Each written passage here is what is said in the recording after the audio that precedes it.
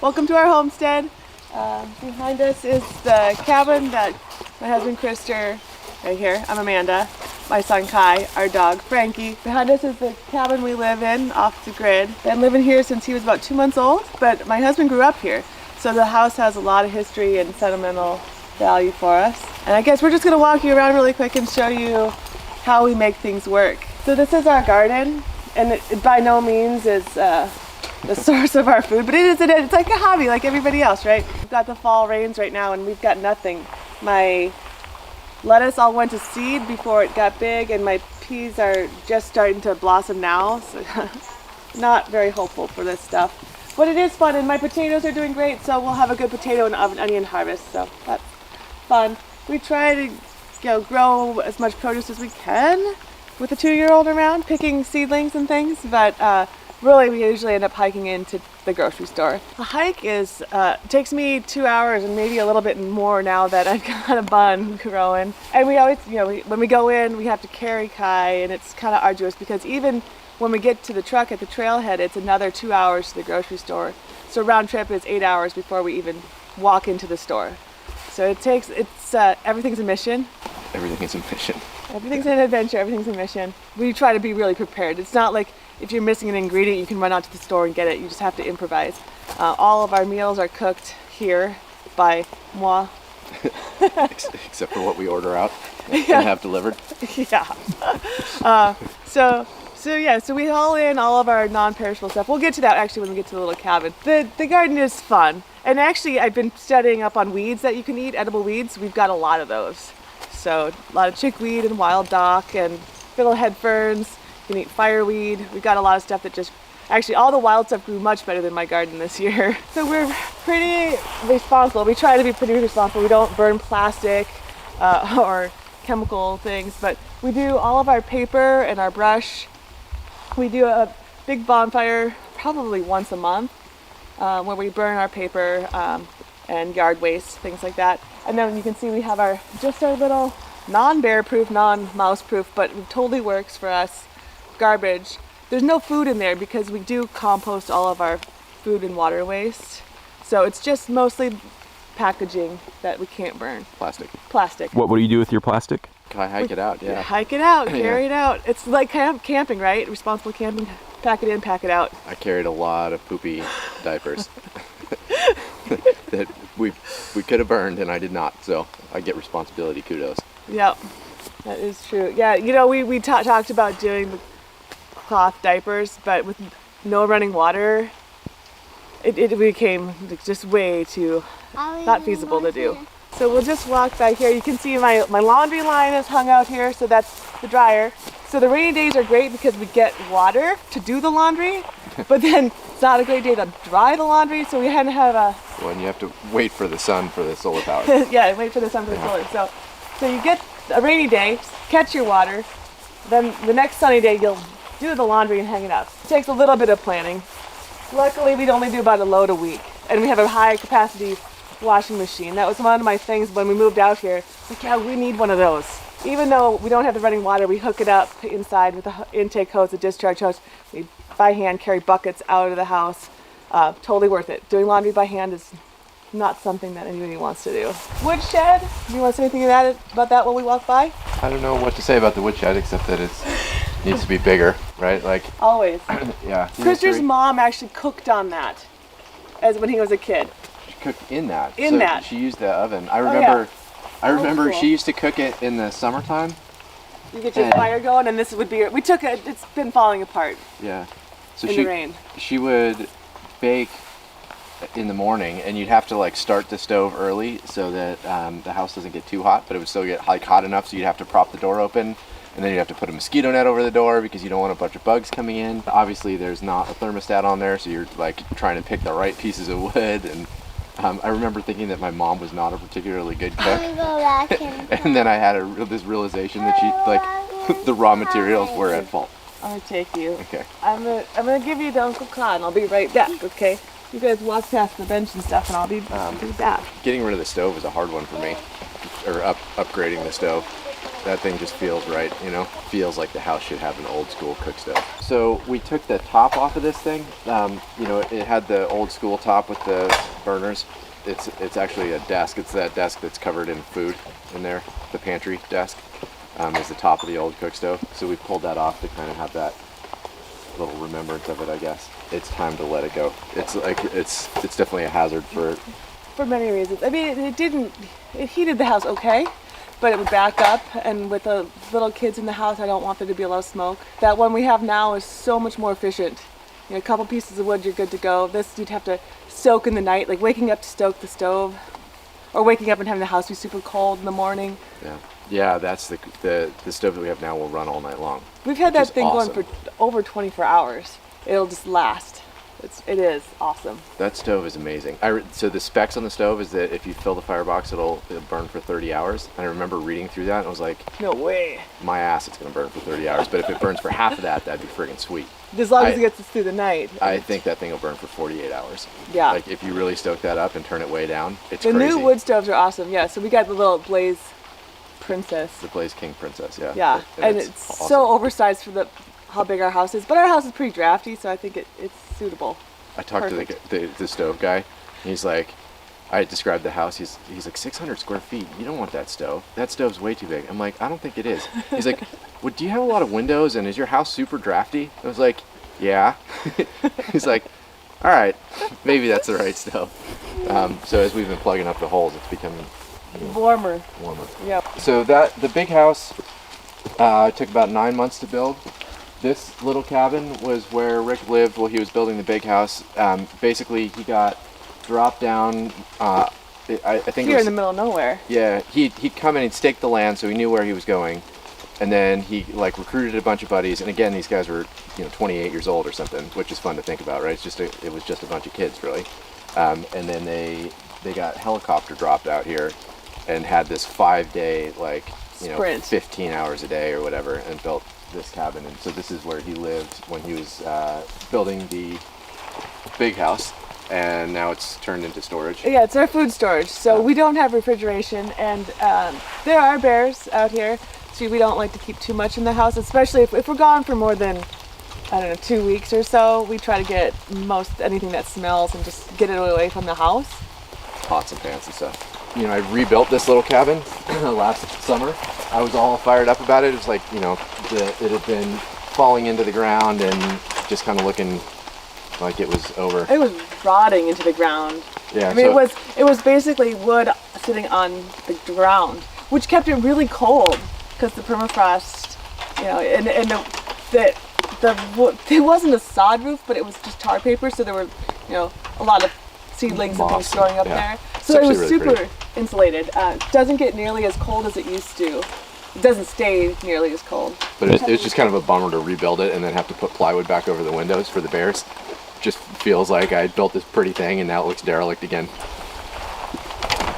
So yeah, we did a restoration project. So all the timbers are the original. You can tell these are peeled logs instead of skinned logs, not peeled logs.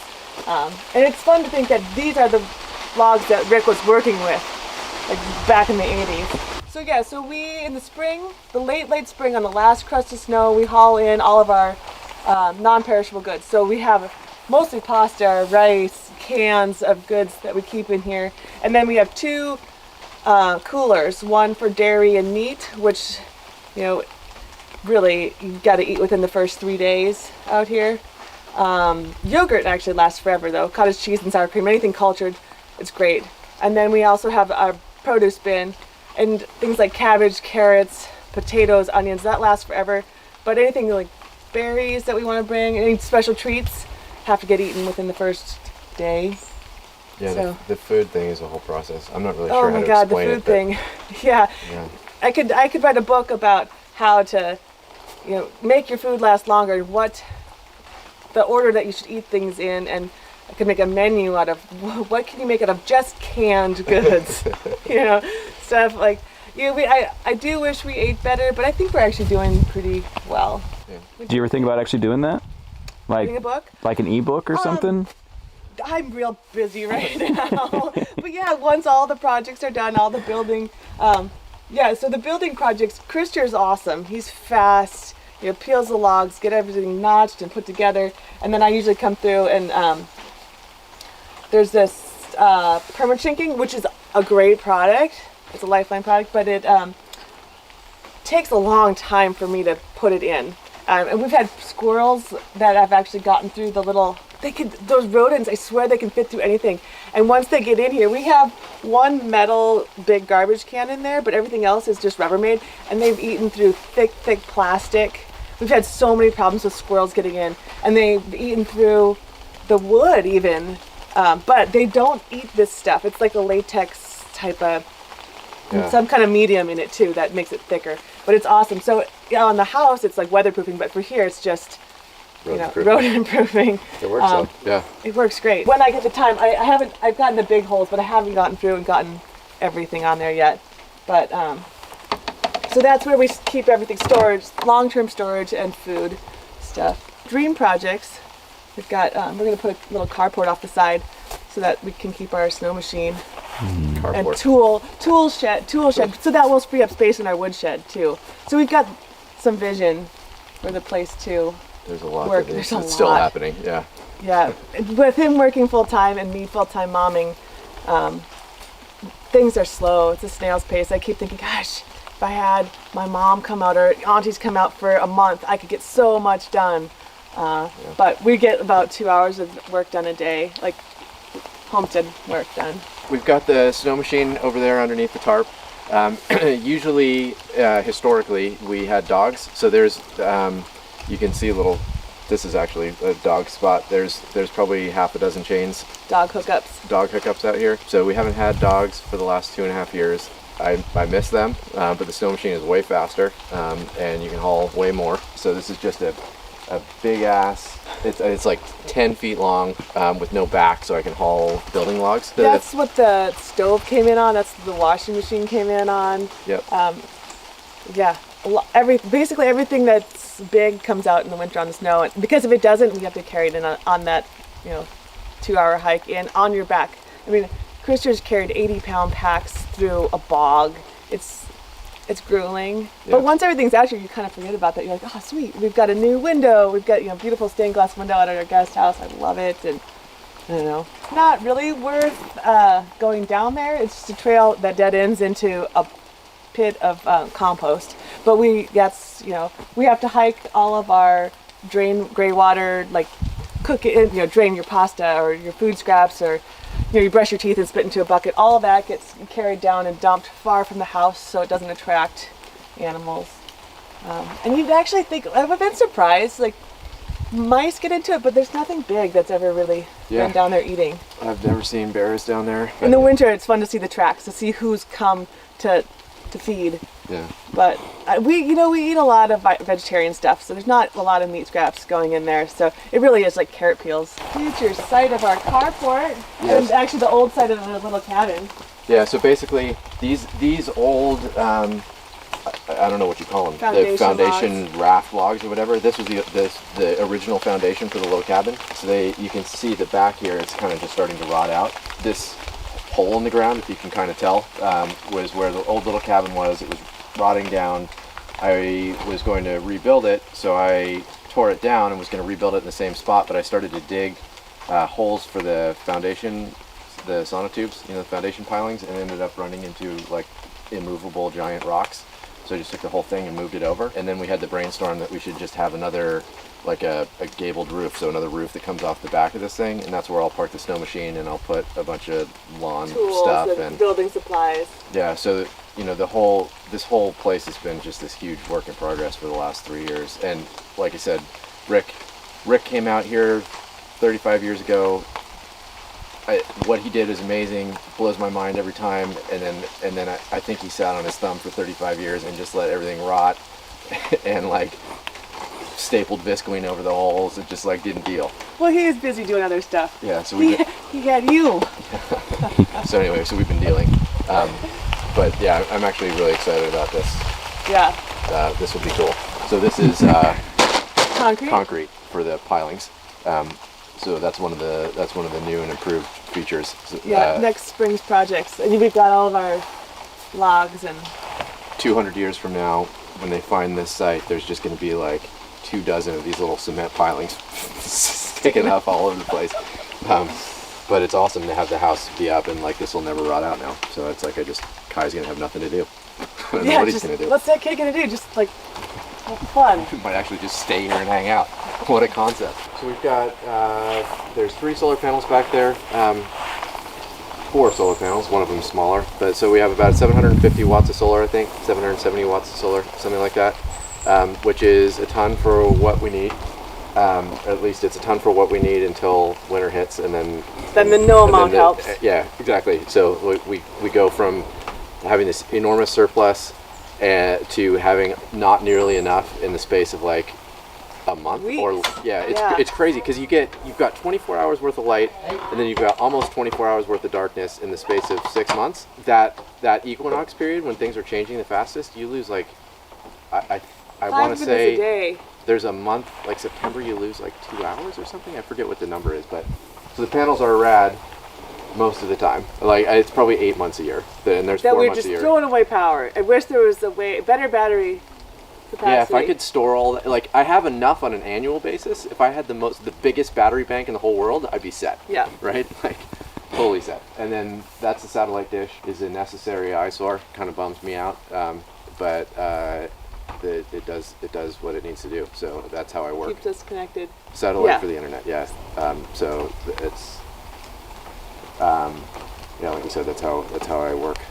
Every year, this is just like full of firewood. Every spring we haul in all of our firewood and building wood. Yeah. So This is you'll see like we get it piled high, and then it's the whole summer of processing, chopping, and stacking And that's to save the trees out here. Like you don't want to cut any trees down here. Or... I'm warming to the idea. So basically, it's hard for me. It's this weird balance of feeling like I want to have as little impact as possible, and I feel like if I take 1 tree per acre, then the forest will never know, right?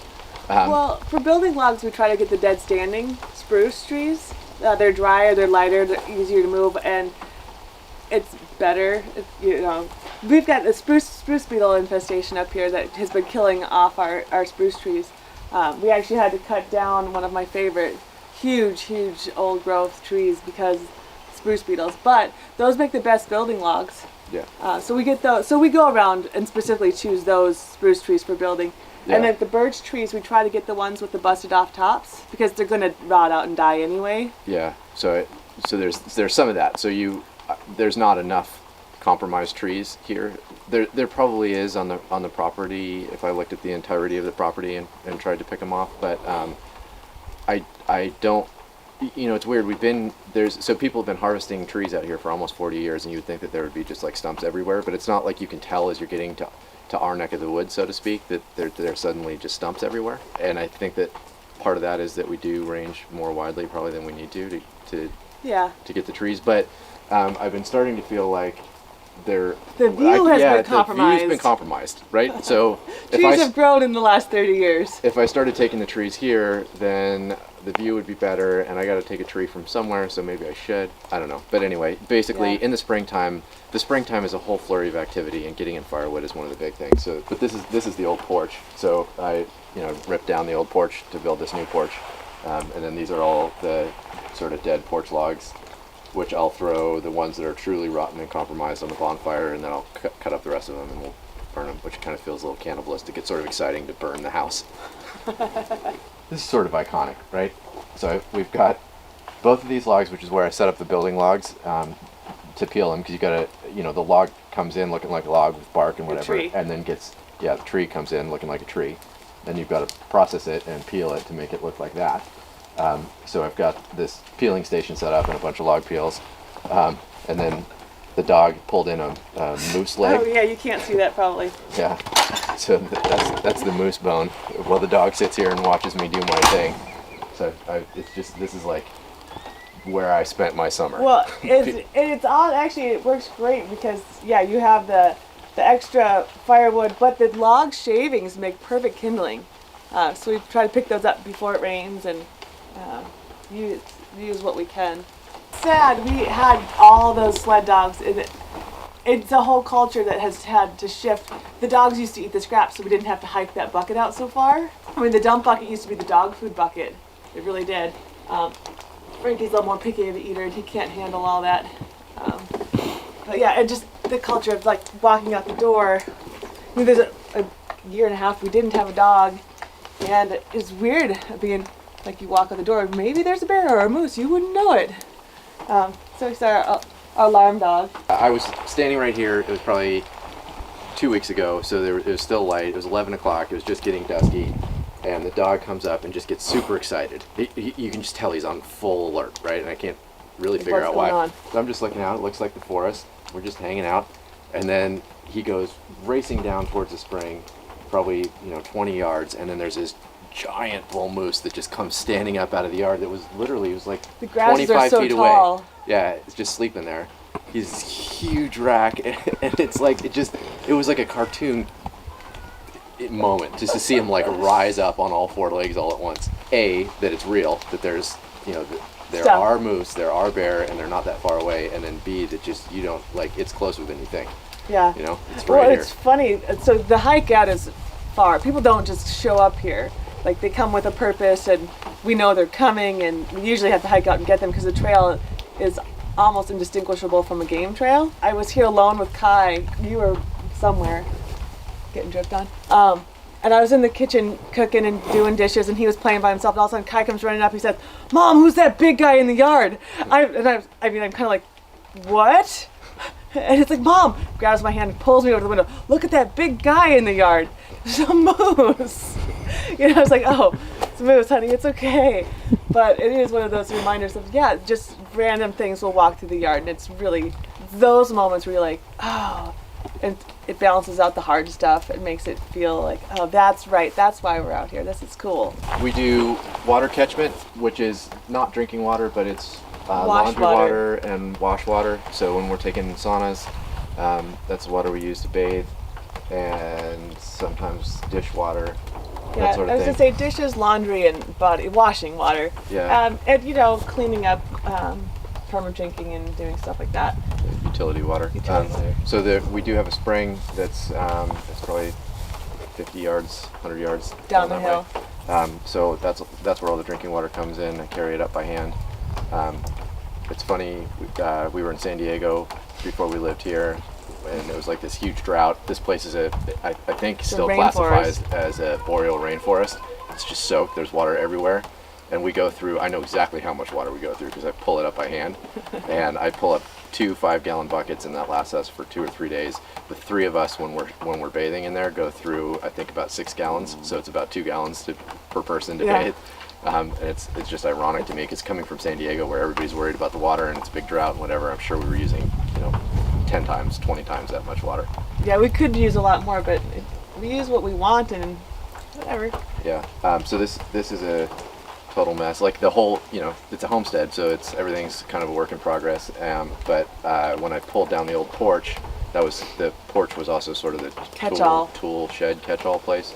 So now all that crap is piled up right here. I'm trying not to put it back there, but I need a place to put it. Yeah. So I'm gonna build that.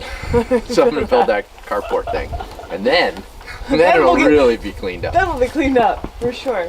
Just comes off the roof. No gutter system or anything. It rains so hard, the roof gets cleaned off, and we never go through this much water. It grows algae before we can get through it all. Sauna is awesome. The sauna, the bathhouse. The bathhouse is, that probably is a better term for it. That's the old stove that actually used to be in there before we rebuilt it. It's now a planter. Yeah. So there's been a bunch of building projects in the last 2 years. This was not was it the year before? I forget. Anyway, a year or two Kai ago. was 6 months old, so it was 2 years ago. Yeah. We rebuilt the sauna. So this is we fire it up pretty much every other day, and sit in there and get sweaty and get hot, and then when you're ready to go in, just basically take a Navy shower, dump water over your head, soap up, rinse off. And it's great. I mean, it feels like you're getting cleaner than you do in a shower because you're Sweating it out. sweating it out, right? Kai loves it. It's funny, when he was a kid, he didn't really like baths, but he loved the sauna. He just sits there, plays with his toys. Here we're inside our sauna. Christian and his brother built this, and it actually took a little work. because we had to design the floor to drain, but keep it up off the ground, and we had a couple of just pretty high-tech engineering. That's good. high tech. Well, how'd you figure it out? Like what happened? Well, so there's all these happy accidents so the old sauna, the reason that we had to rebuild it, there was a couple of different reasons, but one of the reasons was my dad's building style was to build everything on the ground. So the old sauna logs were literally positioned on the ground, and what would happen is, again, you're taking this Navy shower where you're rinsing, soaping, rinsing again, and then all the water just goes onto the floor. And I was like, well, when I pull this up, I don't want the logs to rot out, and I don't want it to get icy and like not drain, and I'm not really sure exactly what to do. So basically the floor, when we laid the floor out, it intentionally bows in the middle and also drains to the back. So my real like stroke of genius was there's pressure treated 2x8s that run. So I don't know if you can see, but basically there's a perimeter here of pressure treated wood. So the water runs to the back, and then there's about an inch lip up here, and it just pools up and drains out, and it's actually worked great. So the pressure treated wood will probably last forever, but even if it doesn't, I can pull it off and replace it, and I can replace these boards. So I fully expect that in the next 10 or 20 years I'll have to rip up the plywood Just in the here. floor, though, it's just so much easier than rebuilding the whole structure. Yeah. So we've got our wood stove. It takes about 15 minutes or so to get it cooking. Depends on what time of year it is. Yeah, but there's our hot water we put our water in there just like that, heat it up. We've got our rainwater in a 6-gallon bucket there, and we just mix the temperature that we want. Kaiga has his little bath right here. And you know, we've been doing it family style, which means I'm pregnant, I can't get in a hot sauna, so we've been only running it like 110, 120 is good for me. But back in the day, man, We've had this place cooking. I like to soaked it up and sit and just so wet. numbers that I will tell you that make no sense. So that's the sauna thermometer, and we've had it at 230, which seems like impossible, right? Like the water should be boiling, right? Like, yeah, that's the other part of the sauna is you sit in here, gets super hot, and then in the summertime dump rainwater on your head. In the wintertime though, you can literally like go snow swimming, that'll take your breath away. Do that a couple times, and it feels. You feel squeaky clean. Literally, your skin squeaks. Well, you also feel so tight. this natural empty. high of like, you go back in, you're just like, whoa, I'm zonked, but in a good way. So everything Yeah. seems really pleasant. And one of the big new features of this sauna is my 2 windows looking out north, so you can sit here and look at the mountains while you're cooking. Not just any mountains, Denali. Yeah. Looking at the Alaska range. So Denali is fairly prominent. I cut out the branches of this tree, so it's just framed and sweet. Kick it, get too hot, look at the mountain, swim in the snow, repeat, and then you're clean. Yeah. So this is the guest house. The idea was that little cabin that we looked at earlier. We were going to just rebuild the little cabin, and we kind of started to get carried away and Got excited. So the little cabin, when we were kids, we used to turn it into a fort, but of course it's full of crap. So you would sort of like move all the crap to one side, and then it would, put a little bed in there or whatever. But I remember being like 8 and 10, and there's the shotgun that's hanging over the door in the big house. We took our 22s out, put it over the door. We like got our own 5-gallon buckets and started getting water from the spring. It was like, this is going to be our house. So I wanted to. It's nice to have a guest house when people come out here, like you guys. So we're like, okay, well, we're going to rebuild the little cabin, but we're going to do a little bit better and maybe put a loft up so you can have like a place to stay. And then we just kind of started getting carried away, and now this place is way too pretty to store stuff in. Way too pretty. Yeah, I mean, we got a stained glass window That you had to hike out, hanging right? out on my back, man. That lead. Dude, that thing came along. That thing came from Indiana, like special. It's so funny. So we did a big sailing trip before we came to live here in the woods, and we were looking online, and I saw this, and I loved it. I loved it. It's this sailboat, stained glass window. It's beautiful. Throws rainbows everywhere. And Krister's grandmother, Rick's mom, why would you have a sailboat way out in the woods? And so I was like, Then I was like, because we went sailing, Grandma. She's like, oh, that's wonderful. that's perfect. So that's our little reminder. The woods and the sea are just big places we want to be We do have 2 auxiliary beds. Our strawberry bed has been overtaken by wild raspberries, ironically. But we have our rhubarb, and we've got, I'm actually trying to plant cultivated big raspberries, so those are starting to take off. So this is such an improvement over what used to be. I think of this place as super fancy. I had a buddy that came out last summer. He was like, as he was sort of doing the post-mortem, we were walking back out. I was like, so what is, how did that compare to what you were imagining? He's like, it actually was like a little bit less rustic. Like you told me it was super rustic. It wasn't that rustic, but the outhouse, that's rustic, dude. That place is rough. I remember feeling like this is the new fancy outhouse, bro. What are you talking about, man? Like this is the good outhouse. Yeah, the old outhouse the dogs usually used to actually get into, and like it would leak. It was just disgusting. So now we've got our toilet, our separating toilet seat. Yeah, we've got a urine separating toilet seat. So that's awesome. Yeah, this is the shit bucket, which we empty periodically. We tried super hard to find somebody who would pump it, like an RV place. Like if we hauled it out in the winter, would you pump this? And it was like, no. We tried to bring it to sanitation. They're like, no, nobody wants our shit. Yeah. So it kind of, we do what we have to do out here, being as responsible as you can be. But anyway, so now it's a bucket of crap and not a bucket of piss and crap. Yeah. Which helps in the winter when you empty it, just. Well, it helps in the summer so it doesn't fill up, so you have to empty it. I never thought it would work for ladies, but it actually does. It works every time. Yep. You just have to, in the winter, you have to remember to empty the little pea catchment can, otherwise it freezes. We burn our toilet paper, so really it actually takes a long time to fill one of those for us. 2 a year, we're good. Yeah. So in the spring, along with the hauling, that's another one of those jobs. Spring gets really busy around here. Mm-hmm. Between hauling the firewood, the building logs, the provisioning. You also have to remember, take your shit out. Yeah, dude, if you're ever up here in the spring, you should check it out. That's like totally different and really fun. Every season out here is completely different. It's, you wouldn't even recognize it, honestly. So in the winter, the walk, all these alders will branch over and you have like a little snow tunnel. It's super, super cool. That's Isn't that like beautiful. magical when you get that flocking on the trees? It's so pretty.